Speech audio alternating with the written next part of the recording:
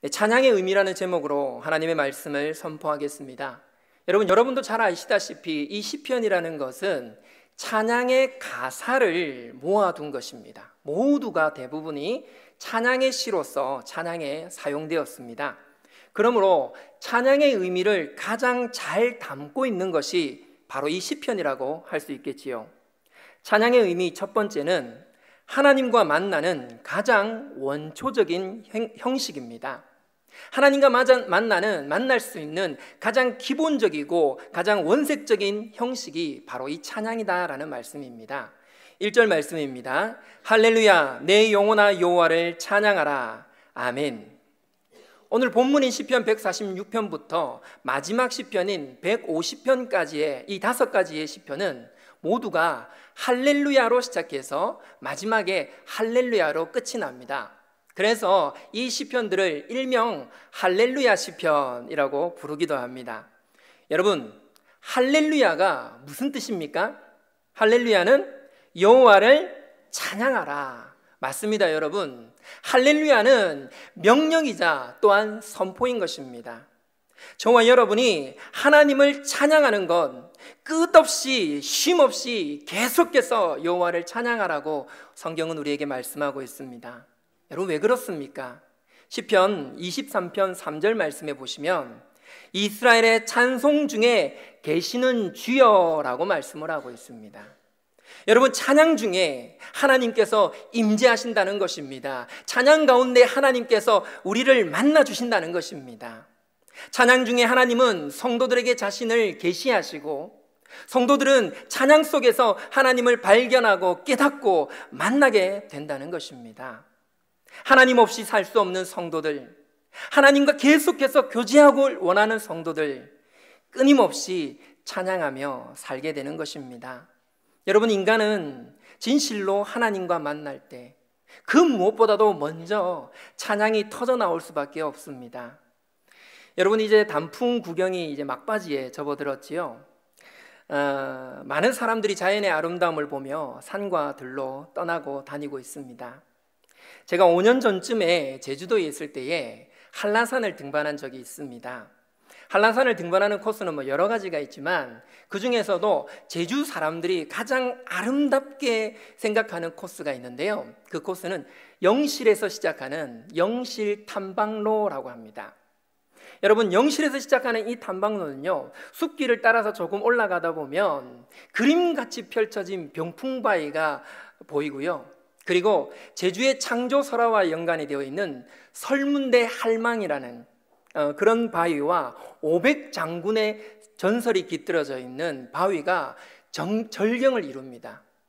더욱이 여러분, 요즘같이 겨울에 한라산에 눈 내린 그 영실 코스를 걸어 올라가다 보면요, 그 눈꽃들이 만들어내는 절경은 정말 향연이라 할 수 있을 정도로 아름답습니다.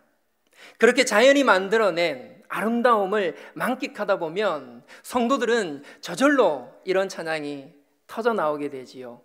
주 하나님 지으신 모든 세계 내 마음 속에 그리워 볼 때 주님의 높고 위대하심을 내 영혼이 찬양하네. 여러분, 자연의 그 아름다움을 보면서 하나님이 만드신 그 손길을 노래하는 바로 그것이 우리가 고백드려지는 하나님을 만날 때에 경험하게 되는 찬양인 것이죠. 주님 없이 한순간도 살 수 없는 여러분, 매일매일 주님을 만나고 싶은 여러분, 우리의 삶에 처음부터 끝까지, 영원부터 영원까지 찬양하며 사는 저와 여러분이 되기를 주님의 이름으로 축복합니다. 찬양의 의미 두 번째는 우리의 인격적인 신앙의 고백이 찬양이라는 것입니다. 2절 말씀을 보십시오. 나의 생전의 여호와를 찬양하며 나의 평생에 내 하나님을 찬송하리로다. 아멘. 여러분, 시에는 이 시인의 감정과 경험과 생각들이 고스란히 담겨져 있습니다. 그래서 시는 단순한 글이 아니라 그 시인의 인생 자체라고 표현하기도 합니다. 이와 같이 여러분, 시편은 찬양의 시로서 그 찬양 속에는 인생의 모든 삶 속에서 하나님을 만난 인격적인 신앙의 고백이 담겨 있게 되는 것이지요. 하나님과 교제했던 믿음의 비밀들과 하나님을 통하여서 깨닫게 된 영적인 통찰력들을 노래하게 되는 것입니다. 그래서 여러분, 시편 46편 3절에서 5절의 말씀을 한번 보십시오. 여기서 인생을 의지하지 말라고 노래합니다. 제 아무리 큰 권능과 능력을 가진 사람이 있다 할지라도, 그 권능과 능력을 의수되는 사람이라 할지라도 호흡이 끊어지면 흙으로 돌아가는 정작 도울 힘도 없는 인생이라는 것을 이야기하고 있는 것입니다. 분명 이 시편의 기자는 큰 어려움에서 귀인들을 찾아가 보고 유력한 사람들을 만나 가봤지만 아무런 소용이 없음을 경험한 것입니다. 그리고 결국에는 자신의 도움이시며 자신의 소망이신 하나님을 인격적으로 만나며 이 찬양을 드리고 있는 것입니다. 또한 6절부터 10절까지 말씀을 보십시오. 그가 삶 속에서 만난 하나님을 노래하고 있습니다. 하나님은 창조하시며 진실하신 분이십니다. 7절을 보십시오. 억눌린 자들을 정의로 심판하시고 줄인 자들에게 먹을 것을 주시며 갇힌 자들을 자유를 주시는 분이십니다. 8절에는 맹인들의 눈을 여십니다. 비굴한 자들을 일으키시며 의인들을 사랑하십니다. 계속해서 9절에 나그네를 보호하시며 과부와 고아를 붙들어 주시며 악인들의 길은 굽게 하시는 하나님을 찬양합니다. 그의 찬양을 잘 들어보면 모두가 현실 속에서 들은 바요, 눈으로 본 바요, 자세히 보고 손으로 만진 신앙의 고백들을 노래하고 있는 것이지요. 이처럼 찬양이 세상의 노래와 다른 이유는, 찬양이 찬양되는 이유는 하나님과의 인격적인 신앙의 고백이 담겨져 있기 때문입니다. 사랑하는 여러분의 찬양에는 어떤 신앙의 고백이 담겨져 있습니까? 혹여나 음정과 리듬에 취해 자판기처럼 부르고 있지는 않습니까? 말씀을 맺겠습니다.